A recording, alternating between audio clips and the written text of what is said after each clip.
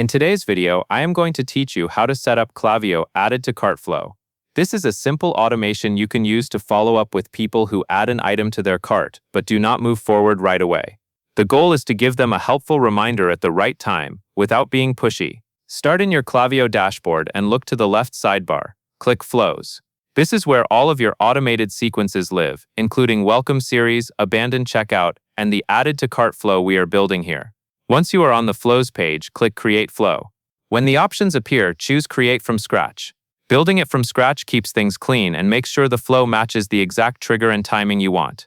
Now you will choose what starts the flow. Select Metric, and then choose Added to Cart.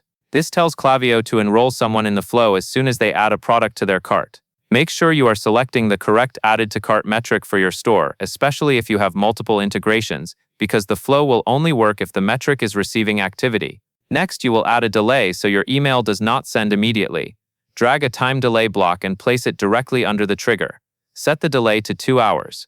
A 2-hour window is a solid default because it gives customers time to finish shopping on their own, while still keeping your reminder timely and relevant. After the time delay, drag an email block beneath it. This will be the message that goes out after the 2 hours have passed. Click into the email setup and choose Select Template. Then select a design that fits your brand. Use a layout that keeps the product and call to action easy to see. Clean, simple templates tend to perform well for cart reminders. When you are done selecting the template, click Save and Exit.